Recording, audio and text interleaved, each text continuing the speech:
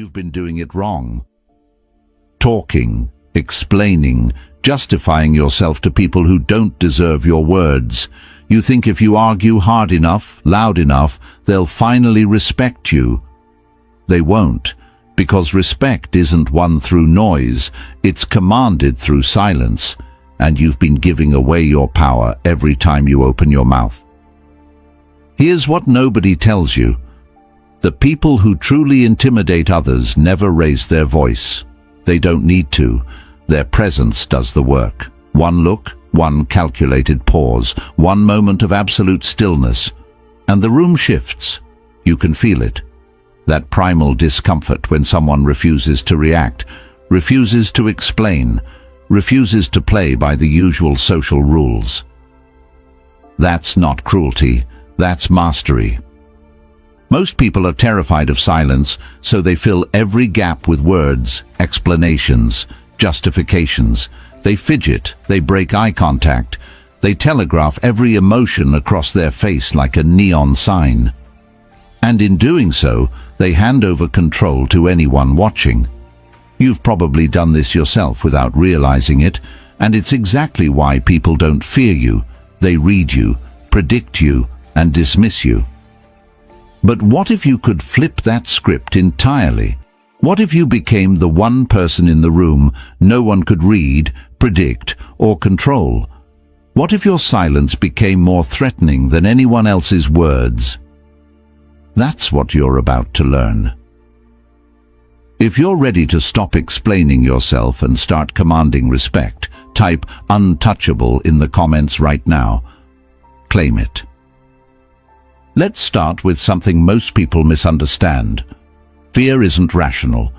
It doesn't care about your resume, your arguments, or how loudly you demand respect.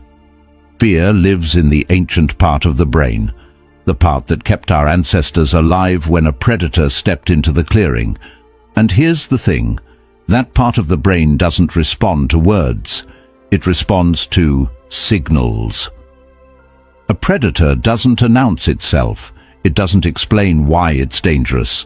It simply is dangerous, and every fiber of your instincts knows it. The same principle applies to human dominance. When you try to convince someone you're powerful, you've already lost. Power that needs to be explained isn't power. It's insecurity dressed up in volume. True dominance is felt, not heard. It's in the way you hold yourself, the way you lock eyes with someone and refuse to blink first, the way you let silence stretch until the other person scrambles to fill it. These aren't tricks, they're the language of the primitive brain, and when you speak it fluently, people respond on a level they don't even understand. Think about the people you instinctively respect or fear, not because they told you to, because something about their presence made you feel it. Maybe it was a teacher who could silence a classroom with a single look, a boss who never raised their voice but somehow made you desperate to avoid disappointing them, or someone you met once who said almost nothing, yet you remember them years later because they unsettled you in a way you couldn't name. That's not an accident. That's the deliberate cultivation of silent dominance. And it's available to you too, once you understand the mechanics. Here's the framework. Dominance is built on 4 foundational pillars. Eye contact that penetrates instead of glances away. Silence that creates pressure instead of awkwardness. Stillness that signals control instead of nervous energy. And unpredictability that keeps others off balance, unable to read or manipulate you. Each pillar reinforces the others. Together, they form an armor that makes you untouchable. And the best part, none of it requires you to say a word. You don't have to convince anyone of anything. You simply become the kind of person others instinctively fear. Let's break down exactly how to build that presence, starting with the most powerful tool you already have. Pillar 1. The deadly power of eye contact. Your eyes are a weapon. Most people don't know how to use them. They glance. They dart away. They look down when someone challenges them, or they stare at the floor during uncomfortable conversations. Every time you break eye contact first, you're sending a message: I submit. And once someone sees that submission, they'll never take you seriously. But when you hold eye contact, really hold it, past the point of comfort, something shifts. The other person feels it in their chest. A tightness, an urge to look away. That's not random. That's their brain recognizing a dominance signal, and their body responding with the same discomfort a prey animal feels when locked in a predator's gaze. Here's what makes eye contact so devastatingly effective. It's intimate. Holding someone's gaze creates a connection they can't escape without breaking first. And whoever breaks first loses. It's that simple. You don't have to say a word. You just have to be willing to outlast them. Most people can't do this. They've been conditioned to believe that prolonged eye contact is rude or aggressive, so they automatically look away to be polite. That politeness is costing you power, because while you're being nice, someone else is reading your discomfort and cataloging you as weak. So how do you wield this weapon without looking unhinged? First, practice the 3-second rule. When you meet someone's eyes, don't look away immediately. Hold for 3 full seconds before breaking. This alone will put you ahead of 90% of people who break within 1 second. 3 seconds signals confidence. Anything less signals submission. Second, when someone challenges you, verbally or otherwise, lock eyes and do not blink first. Let the silence stretch. Let them squirm. Most people will start talking just to escape the tension, and when they do, they've already lost the interaction. You didn't have to argue. You didn't have to justify yourself. You just had to refuse to look away. Third, understand the difference between staring and engaging. Staring is empty. It's aggressive without purpose. Engaging eye contact has intent behind it. You're not trying to make someone uncomfortable for fun. You're asserting dominance in a specific context, a negotiation, a confrontation, a moment where respect is on the line. Context matters. And here's the part nobody talks about. Eye contact works because it forces people to see you seeing them. They can't hide. They can't pretend you're not there.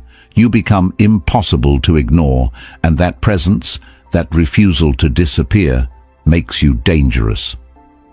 Practice this in low-stakes situations first. Hold the gaze of a cashier for an extra beat. Don't look away when a stranger makes eye contact on the street. Notice how uncomfortable you feel at first, and then notice how uncomfortable they become. That discomfort is the price of dominance. Get comfortable with it. Because once you master eye contact, you'll never have to raise your voice again. One look will say everything your words never could.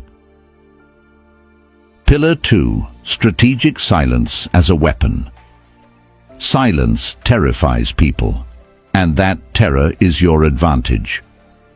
Most people treat silence like a void that needs to be filled. A conversation lags for 2 seconds, and they panic, scrambling for something, anything, to say. They overshare, they ramble, they fill the gap with nervous laughter or pointless comments, and in doing so, they hand you all the power in the room. Because here's the truth: whoever speaks first loses. Silence creates a vacuum, and humans are hardwired to fill vacuums. When you refuse to speak, the pressure builds. The other person starts second-guessing themselves. They wonder what you're thinking. They wonder if they said something wrong.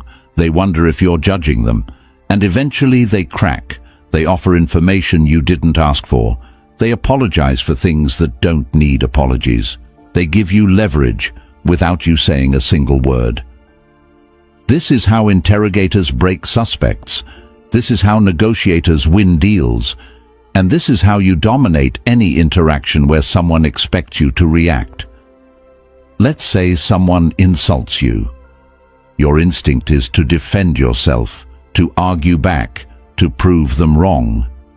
But what if you did nothing? What if you just looked at them, let the silence hang, and watched them scramble to justify what they just said? Suddenly, they're the one explaining. They're the one uncomfortable. You didn't have to fight back. You just refused to engage, and that refusal flipped the entire dynamic. Or imagine you're in a negotiation. The other side makes an offer. Instead of responding immediately, you pause, 5 seconds, 10. You let them sit with their own words. Watch what happens. They'll start talking again. They'll sweeten the deal. They'll give you more just to escape the discomfort of your silence. This works because silence is dominance in its purest form. It says, I don't need to justify myself to you. I don't need to fill this space. I'm perfectly comfortable letting you squirm. And that comfort, your ease in the face of their discomfort, marks you as someone who holds the power. But here's the nuance. Silence isn't the same as shutting down. If you go completely non-responsive, people will write you off as passive-aggressive or emotionally unavailable. The key is strategic silence. You choose when to speak and when to withhold. You let others talk themselves into corners, and then you respond with precision, 1 or 2 sentences that cut straight to the point. Think of it like this. Every word you say is a piece of information. The more you talk, the more you give away. But when you stay silent, you become a mystery. People can't read you. They can't predict you. And what they can't predict, they fear. So practice this. When someone asks you a loaded question, pause before answering. When someone tries to provoke you, let the silence stretch. Watch them unravel. Watch them fill the void with their own insecurities. And then, when you finally speak, make it count. Pillar 3. Stillness and controlled movement.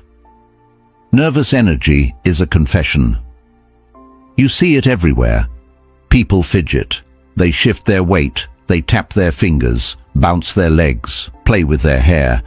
They move constantly, unconsciously, and every twitch broadcasts the same message. I'm uncomfortable. I'm uncertain. You can control me. Stillness, on the other hand, is power. When you move with purpose, slowly, deliberately, without unnecessary motion, you signal something primal. You're not reacting. You're not nervous. You're in complete control of yourself and, by extension, the situation. That control is magnetic. It draws attention, and more importantly, it intimidates. Think about apex predators. A lion doesn't pace. It doesn't fidget. It lies still, completely relaxed, until the moment it decides to move.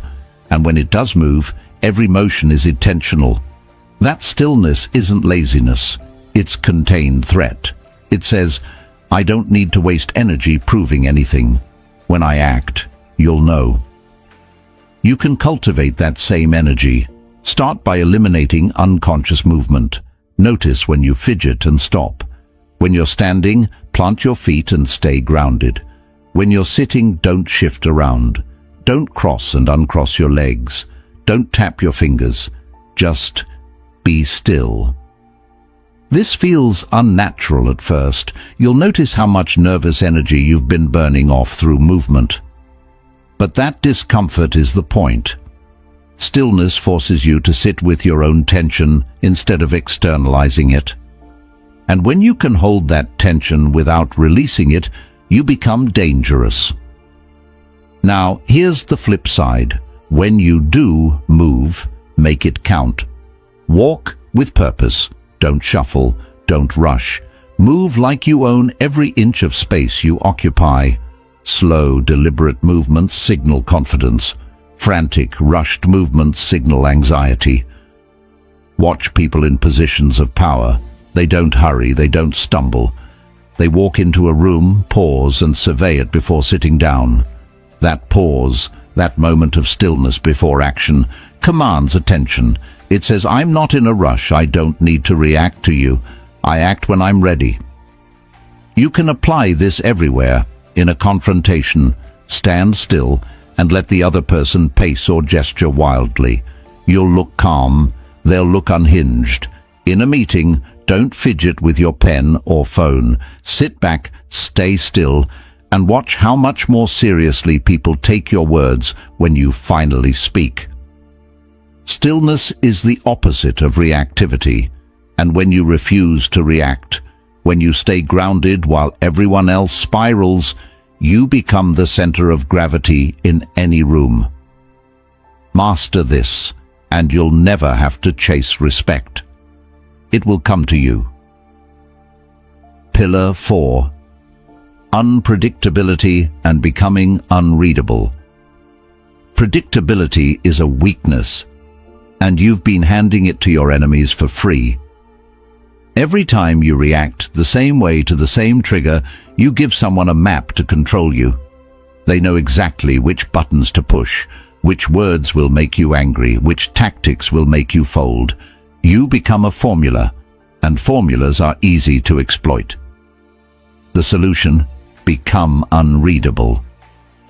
This doesn't mean being random or chaotic. It means controlling your emotional responses so thoroughly that no one can predict how you'll react.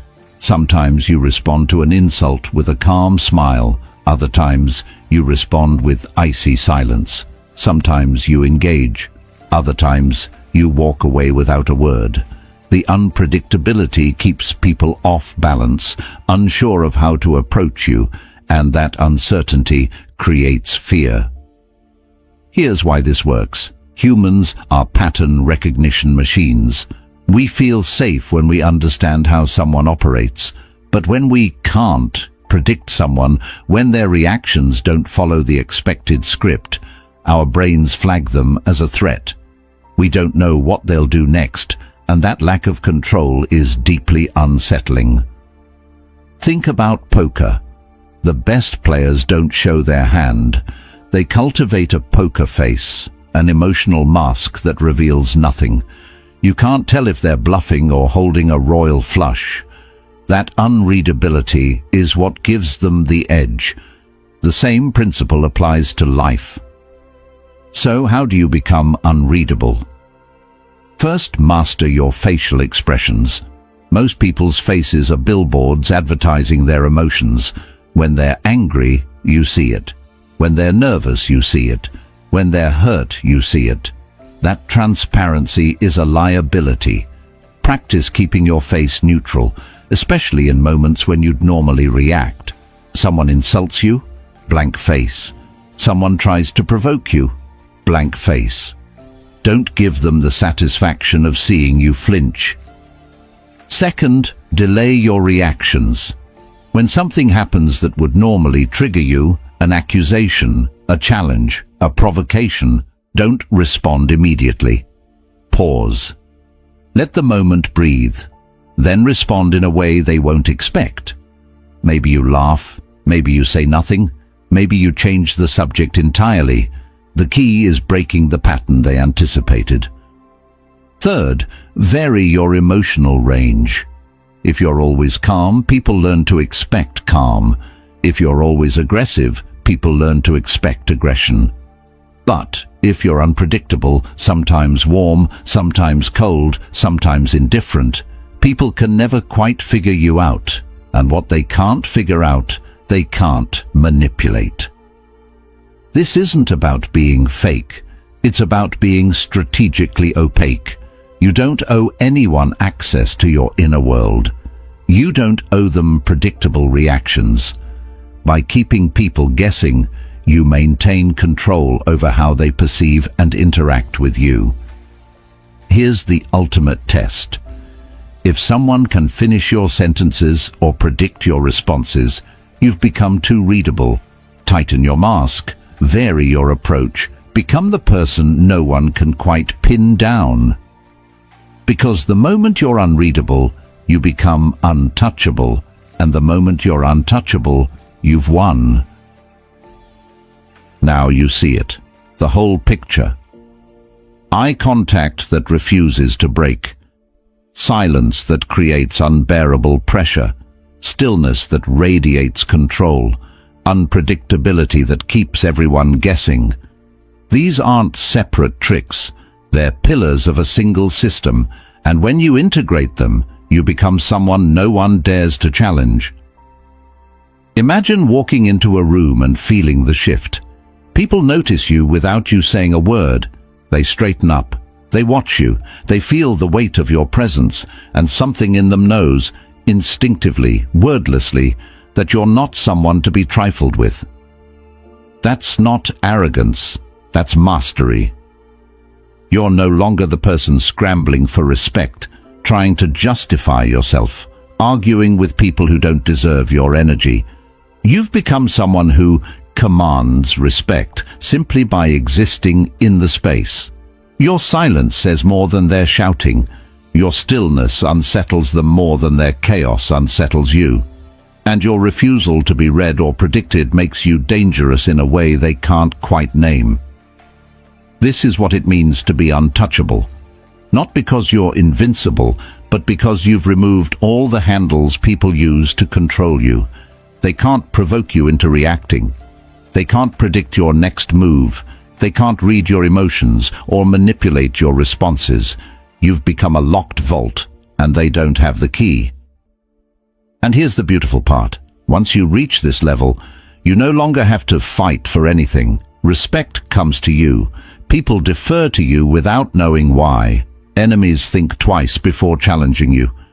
Because deep down, in that primal part of their brain, they sense that you're someone they don't want to test. This isn't about being cruel or cold. It's about reclaiming your power from a world that's constantly trying to take it.